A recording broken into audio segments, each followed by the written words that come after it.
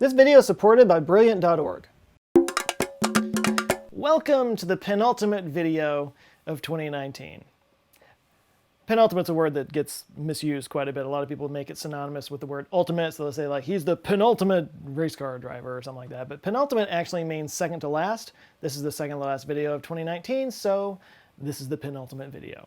So let's start with a grammar lesson. Not only is this the final days of 2019, this is the final days of an entire decade, and you only get a handful of these in your lifetime. 2 handfuls if you're lucky. So I wanted to end the year with something that might be a little bit different. A lot of other people are doing the looking back, the biggest science stories or pop culture stories of the last 10 years. And I don't know, I might throw something like that together, but I thought I would do something a little bit different and look forward to the next 10 years. And I wanted to do it with 2 videos. One on the things that I'm most concerned about over the next 10 years, and one about the things that I'm most optimistic about over the next 10 years. So let's start with this video, with the angst, because it wouldn't be my channel without that. That way we can finish up the year next week on an up note. That sounds nice, doesn't it? But for today, let's bring the pain. So before we start talking about the future, let's just start by talking about the passage of time, because really that's what we're talking about here. The passage of time, the enormity of it, the unpredictability of it, these are things that you can only really appreciate once you've seen a lot of it. And I'm actually pretty old for a YouTuber, so I've probably seen more of it than a lot of you people watching. In fact, if I look at my demographic breakdown, it turns out I'm actually older than 80% of my viewers, so so glad I looked that up. Growing up, you learn your history from history books. Like, that's the framework you're given, and it's all names and dates, really boring stuff. It's very abstract, right? But it's only when you've lived through a little bit of history that you finally can sort of contextualize it a little bit. You start to see that history is just a series of events that are all reactions to previous events, that they themselves were reactions to events that happened before them, and so on and so on. And looking backwards, all of that looks obvious and inevitable. But the thing that the history books don't really get across very well is that in that moment, there's nothing inevitable about it.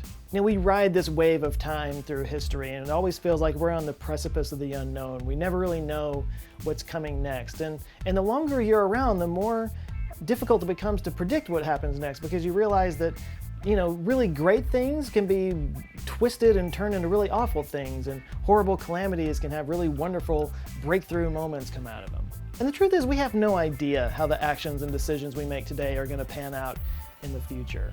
To paraphrase Kurt Vonnegut, he says, don't pat yourself on the back too much for your successes, and don't beat yourself up too much for your failures. Your decisions are all half chance. So is everybody else's. Not to mention that technology and science and commerce are all moving so fast that predicting the future has become just a fool's errand. Now, all of this is to say that what I'm about to talk about in this video, these are not predictions. The future can go in many different directions, some of which could be wonderful, which I'll talk about next week, and some of them, well, some of them keep me up at night. So I'm just going to start with climate change because it is the most obvious one. And for those of you out there that are groaning about it because I talk about it so much, just deal with it, because this is a real problem and not a small one. So the IPCC said that we have about 13 years to mitigate the worst effects of climate change. Now, of course, this led some people to say that the world is going to end in 13 years, which is, of course, ridiculous. But that gave enough wiggle room for climate change deniers to throw the whole thing out and say that climate change people are alarmists and extremists. And the truth in their statement, of course, is much more nuanced, which is not something that, converts very well to 140 characters, or what is it, 250 now? I don't know. But what they were actually saying is that we're in danger of reaching some tipping points beyond which the world will be irrevocably changed. Now, that doesn't mean uninhabitable. Like most scientists agree, we're not going to turn into Venus or anything like that. But what it does mean is that this stable climate that's made our way of life possible might be going away. And I feel like that's missed a lot in the climate change discussion, is that what we're really talking about here is simply maintaining the systems and the economies that make it possible for modern society to function. Like, climate change isn't going to look like polar bears on ice floes. It's going to look like massive migrations of millions of people. In fact, it probably should be called climate change, because that's really what we're dealing with here. Multiple climates around the world that are going to be seeing more extreme weather events and disrupting the way of life of millions of people. Drought in some areas will cause people to move to wetter climates. Rising sea levels will cause people to move inland. People moving from one area into a different area that already have other people living there that now have to share their resources and their jobs with these other people that are not like them. Historically, this has always gone really well. But this is what climate change looks like. Resource wars, immigration issues, and the blowback from all those things. This has happened over and over and over again in regional pockets throughout history. But this is global, and I think we're starting to see it happen. From family separation at the US southern border to the rise of nationalist movements in Europe following a wave of Syrian refugees, this is what climate change looks like. It doesn't feel like climate change, but it is. Instability in any area is going to cause people to flee it into other areas in search of a better life. But when a third of the countries around the world are unstable because of extreme weather events, this will be a problem on a scale that we have never experienced in human history. And I want to think that our better angels are going to kick in and we're going to adapt and we're going to take people in and kumbaya and all that, and maybe eventually we'll get there. But if human history has taught us anything, it's that those tribal instincts are deep, deep rooted in us, and I think it's going to get ugly. Like collapse of the social order kind of ugly. These are the worst effects of climate change that we're trying to avoid in the next dozen years, which means getting down to carbon neutral globally all around the world. And we are nowhere near that. In fact, right now, the number of new coal plants going up around the world is actually accelerating. The grid is getting greener, but we're nowhere near where we need to be. My biggest fear is that this whole issue is just simply insurmountable. Not without making major, major sacrifices that most people are just not going to be willing to make. You know, we've all gotten accustomed to this certain lifestyle, but it might just be the case that the world just can't sustain it, and that it's going to have to come to an end, one way or another. Like, take concrete. A lot of people don't know this, but concrete actually amounts to 8% of the global carbon emissions around the world, and with the continued urbanization of the planet, that's only going to accelerate. And while a lot of different cleaner products have been created and suggested, they're all more expensive than concrete and usually don't work as well as concrete. Plus, concrete already has this whole infrastructure built up around it. You know, for developers to embrace these newer, more sustainable types of concrete, it would drive the cost way up, meaning that homes and businesses could only be affordable by, really wealthy people, unless they're forced to do it by legislation, which means that the number of projects would dry up and go down. Most people wouldn't be able to afford their new homes and office buildings anymore. Jobs would go away. You get where this is going. Of course, if it's just left in the hands of the market, then likely nothing will change and we'll get to experience those worst effects of climate change I was talking about a minute ago. It just feels like the human race has been running up a credit card for about 200 years now, and it's just getting to the point where 25-year-old Joe would have gotten another credit card and just paid off the original credit card on the second credit card, because I am good with money. Now, there are reasons to be hopeful, which I'll talk about in the next video, but I'm starting to wonder if our best use of energy could be toward just being prepared for the worst. Like, there was a series on HBO a few months back called Years and Years, and it basically took place in a very near future where some of these effects started to take place, and you got to see what basically the collapse of an economy would look like, including runs on the banks and everybody, massive unemployment, having to rely on gigs and doing 2 or 3 jobs just to get by from people who were used to be, pretty well off. I mean, it was pretty hard to watch, to be honest. It felt a little too real. We rely on our institutions to provide stability, but what happens when those institutions fail? Most of us have not seen anything like that happen in our lifetimes, but it has happened over and over and over again throughout history. But speaking about the economy, even without climate change, we are long overdue for a recession, which there have been many markers indicating that there's one on the way, like maybe in the next year or so. Like, Fortune magazine ran a survey, and 2/3 of business economists agreed that the economy was going to contract sometime in 2020. And one of the big signs that something is on the way is that in August we had what's called a yield curve inversion.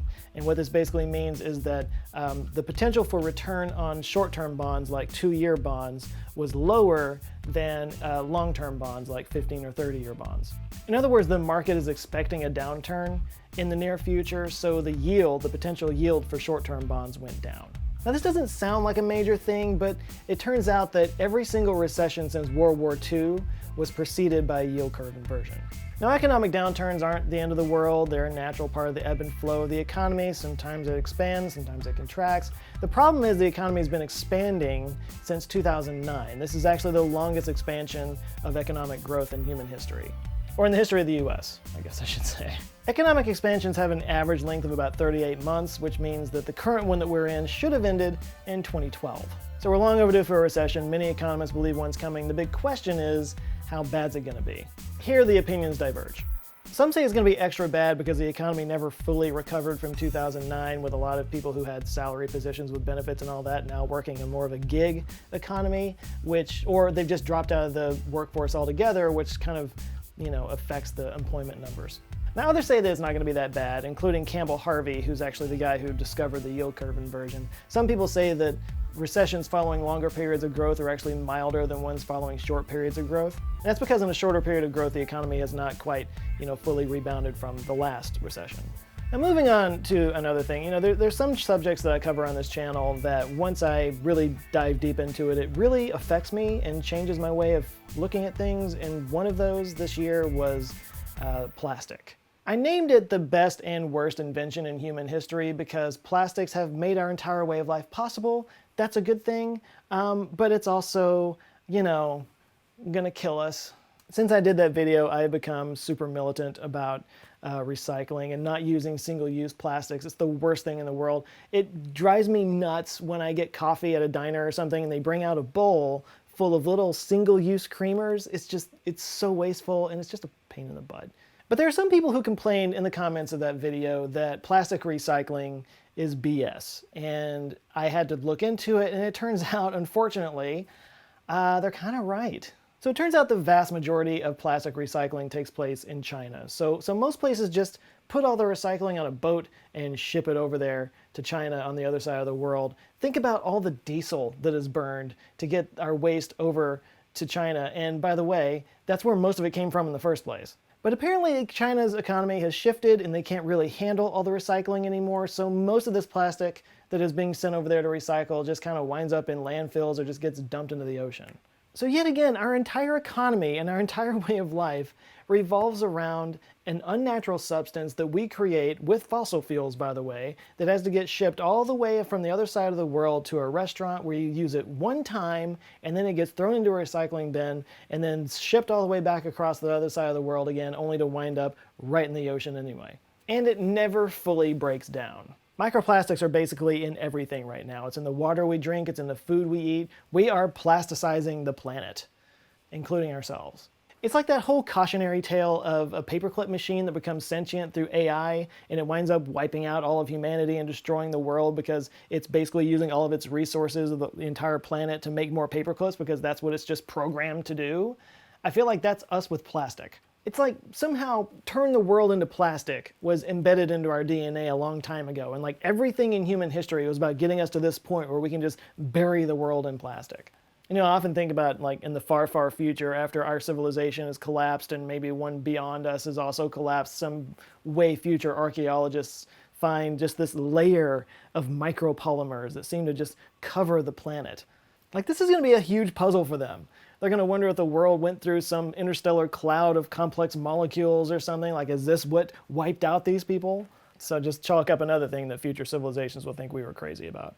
And the thing is, plastic recycling is just so far behind the amount of plastics that we're using. We have just become addicted to single-use plastics, and I've been following this issue since I made that video, and I have not seen anything to make me more optimistic about it. It's really unsettling. But perhaps the biggest problem, or at least the one that I'm most concerned with, is the collapse of the information structures in the world. Social media platforms deal in information. We use it to get information about our friends, about our interests. They use it to get information about us and sell it to companies that want to exploit us. And we all, by the way, just seem to be fine with that. The gatekeepers of information are now gone. And a lot of people, including me once upon a time, thought this would be a great thing. The world shouldn't have information gatekeepers. It should be free and out there for everyone, all the time. We shouldn't be having a bunch of stuffed shirt corporate drones telling us what the information is and what we should know. The information should be free and the world will become a paradise. Yeah, that's not what happened. We've lost trust in information. We've found ways to create echo chambers and just surround ourselves with other opinions that are similar to our own, and we avoid at all costs ever stepping outside of that bubble.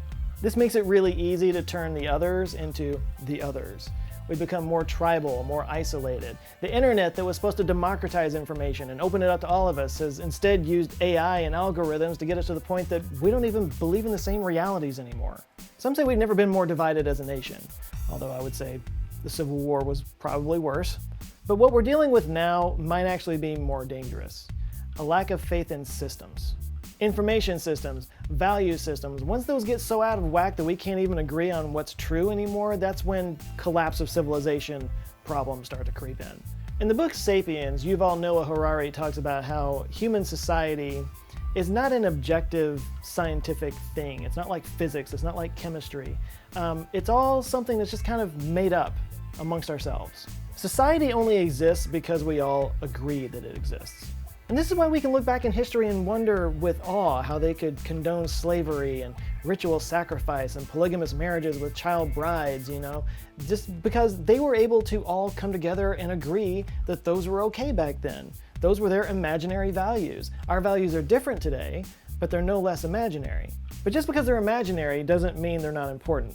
They're actually very important. These shared values, these shared myths are the framework that society relies on for stability. So now we seem to be entering a period where we can't even agree on objective truth anymore, where a large percentage of people just proclaim anything that they don't want to be true as fake news, and scrupulous people can go in and post fake articles and generate outrage to make money off of it, and what we wind up with is a chaos of ideas. And this is the perfect environment for authoritarians to step in and sow fear and doubt amongst people, usually pointing at other people as the problem. This is something we're starting to see more and more around the world right now. Now, it's really easy to just point your finger at Facebook for this, and you should. But right now, it might be fair to consider what kind of position they're in, and is there anything they can really do about it? I mean, Facebook can kick out Nazis, and probably should kick out Nazis, but there's nothing stopping them from using another social media outlet or just create one of their own. Keeping people with specific ideas or goals off of the internet is just a never-ending game of whack-a-mole. And look, this whole information paradigm that we're living in right now, it's only, a couple decades old? We don't really know what the trajectory is here. Maybe it's something we can fix. Maybe that's just something that an advanced society has to go through. Maybe it can't be fixed. Maybe it's the black swan that turns out to be the thing that leads to the downfall of society. And any one of the problems that I've talked about in this video are enough to doom humanity if we don't handle it correctly. But that's what keeps me up at night. It's not just one thing. We're facing all these things at once. Now, one of the books that I read this year is this book right here. It's called 1177 BC, The Year Civilization Collapsed by Eric Klein. I went on a trip to Greece, and I really became fascinated with that period of history, and I became obsessed with the collapse of the Bronze Age. So what happened in the year 1177, it all didn't take place in the year of 1177. It was over about 100 years or so, but most historians kind of default to that year. But basically, several long-standing, prosperous civilizations around the Mediterranean, within about 100 years, all went away. The Hittites, the Mycenaeans, the Egyptians, the Assyrians, the Babylonians, all of these had been around for a long time. They had very strict social orders, they had religious systems, they had economic systems. They had been going really strong, and then in a period of 100 years, they were all in ruin. And in this book, he examines all the different theories that have been proffered over the years as to what might have done this. But what he comes to is that it wasn't any one thing. It was kind of a perfect storm of several things. Calamities that include mass migrations of people, which historians have always called the sea peoples that came in from other parts of the world that disturbed everything. Extreme weather events, droughts caused problems, and the interconnectedness of all the different civilizations so that when one of them went down, they all fell like dominoes. And I was struck reading this book how similar the world is today, only amplified. Granted, yes, the world's an entirely different place today, and we probably have more systems and institutions to prevent something like this from happening, but what if we don't? What if those systems and institutions are actually more vulnerable because of today's technology?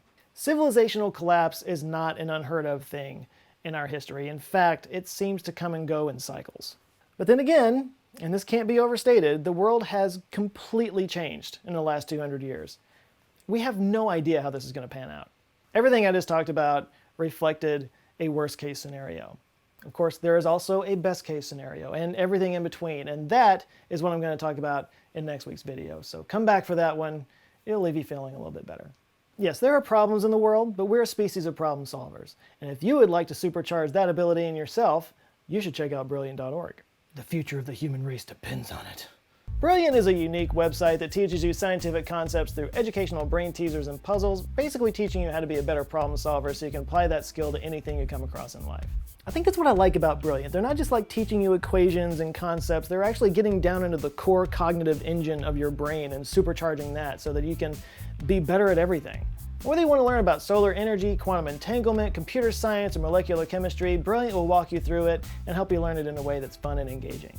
Plus, there are daily challenges to help you stay sharp, and you can download courses and take them with you when you're traveling, and you might not have ready access to the internet. You can sign up for free at brilliant.com/answerswithjoe and get free access to their weekly brain teasers and puzzles. And if you want to check out the premium subscription that gives you access to all their courses, you can get 20% off your subscription for life. If you've got some goals for 2020, maybe some stuff you want to learn in the new year, I can't recommend Brilliant enough. So brilliant.org/answerswithjoe, link is down below. All right, thanks a lot to Brilliant for supporting this video, and a huge shout out to the Answer Files on Patreon that are supporting this channel, helping me build a team, just being generally awesome people. There's some new people that have joined. Got to murder their names real quick. We got Bill Santamaria, Byron Robb, Sherry Cartwright, Alexander Gutierrez, Dean, Dennis Cherrier, I think, Omar Hernandez, Laura Sanborn, Michael Dean, John Chambers, Dad, it's not really my dad, Clinton Bilyado, Dizzy, Warhawk, me, and Panikoek, I think. Thank you guys so much. If you'd like to join them, get early access to videos, access to other people and me, and just fun stuff, you can go to patreon.com/answerswithjoe. T-shirts available at the store, answerswithjoe.com/store. By the way, comment down in the comments if you get this, if you get the joke here. Let's see just how nerdy you guys are, whether you get it or not. Lots of cool fun shirts at answerswithjoe.com/store. Go check it out. Please like and share this video if you liked it, and if this is your first time here, you might check this one out. Google has been watching you and has decided they know what you want to see, so you can go see if they're right, or just check any of them down here on the sidebar that might have my face on it. And if you do like them and you're not subscribed, I invite you to subscribe. I come back with videos every Monday. All right, thanks a lot for watching, and all of you out there who celebrate Christmas, I wish you a Merry Christmas this week. Thank you guys so much for being a part of this channel throughout this year. It's been a fantastic ride. But with that, I will leave you for now. You guys have a good one. Love you guys. Take care.